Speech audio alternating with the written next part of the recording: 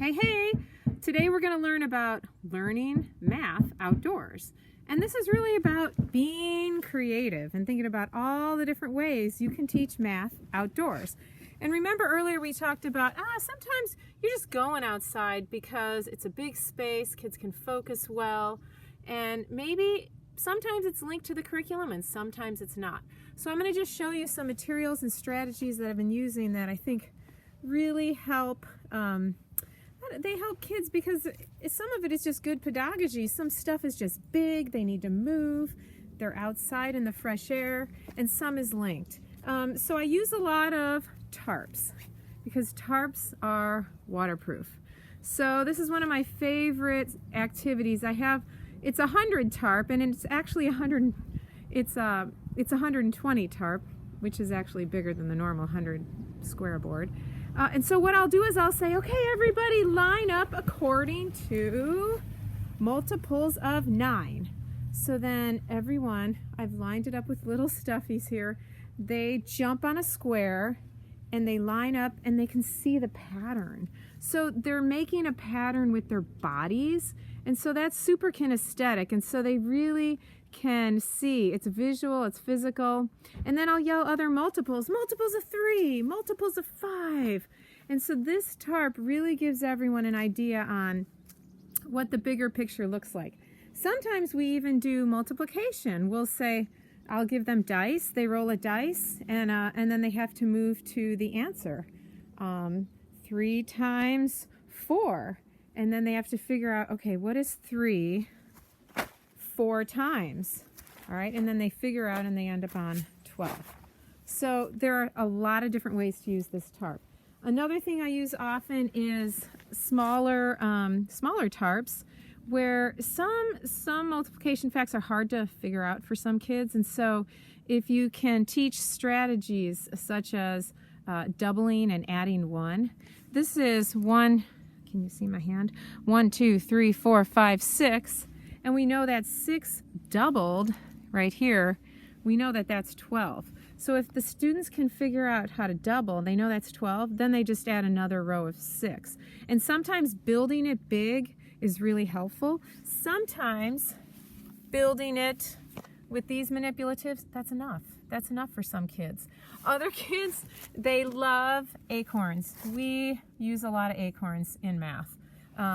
And what is cool is that's the little flying squirrel. What you can do before the math is you can go do some outdoor exploration. So you can get students out in the woods exploring, connecting, finding acorns, and then coming and building arrays for multiplication. Other things you can do is I do a lot of just going outside with the materials. Once again, we do fraction work out on the mats. We use these blocks. I usually have them bring in fact always, they have their clipboard or a sketchbook. In math I have them use a sketchbook. They bring their pencil case, and when they build an equation, then they write the equation. All right. Now here's another strategy for integrating the curriculum. With younger kids, I've done this. Go out in the woods and find 3 sticks.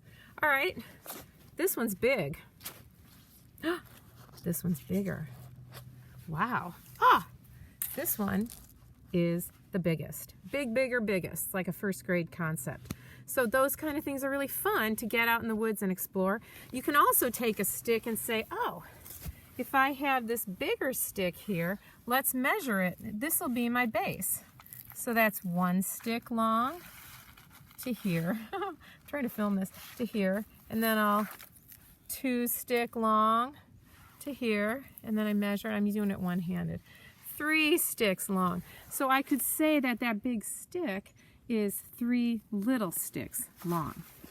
Another strategy that you can use is rope. And usually these are people standing here holding this together for shapes. And you can say, okay, make a perfect square. And then they can analyze, okay, what is that angle supposed to be? How many degrees? And are the lengths straight? With older students, sometimes I have them do it blindfolded.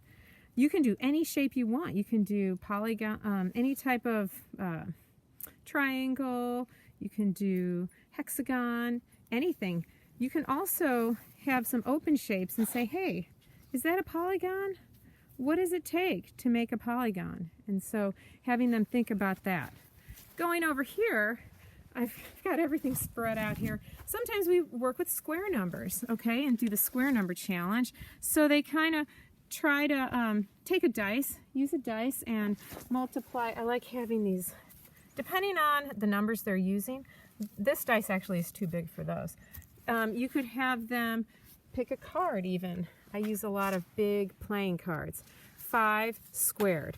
And then they try to figure out 5 squared, and if they can't, they think, okay, let me look at this. 1, 2, 3, 4, 5 times 1, 2, 3, 4, 5, 5 squared, and then they figure out how to calculate that. And that's another strategy. Some kids really need to touch stuff. They need the physical materials, and so all of these are great for outdoor learning because they're big and they're waterproof. So this is just camping ground pad. That's a ground pad I cut up, like what people camp with. This is another strategy. I have a smaller tarp with a bunch of squares for arrays. So I buy these, once again, these giant playing cards, and 2 kids can each pick a card and they build the array. And so just the motion of building it and then writing down the equation really helps that solidify in their heads. I do fraction lines also with the tarp scraps that I haven't used. And some people are really good. You can take a stick. You can say, okay, if that's 3/4, that's 1 fraction. What is 3/4 plus 3/4? You can flip it to over here and you come with 1 1/2. And then you can look closely at some other strategies to verify how you can remember that and how you can solve that. Finally, I have another challenge over here with 9s. Lots of different ways to learn multiplication, but this is one that I really like. I cut the tarp into smaller pieces and strips, and these are 10 squares per strip. So if someone says, what's 9 times 3? One strategy that kids love is saying, what's 10 times 3? Well, 10 times 3 we know is 30. And then if we fold, because the 9s trip up a lot of kids, if you fold that piece of tarp back one, boom, boom, boom, now you have 30 minus those 3, which is 27. So that helps kids think about that. So what you can see is we're outside, partly because it's gorgeous out. Kids can focus better if it's part of their routine. They can use all these materials. There's Sadie. They can use all these materials to learn math outdoors. It's not like we're always integrating nature, but we're utilizing the outdoors because it's big space and we're moving our bodies. So it's partly outdoors, partly pedagogy of just moving and touching and manipulating and then going back here to their sheet and writing it down. Okay, I hope that gave you a bunch of math ideas. So learning math outdoors, just don't forget, be creative. All right, thanks, bye-bye.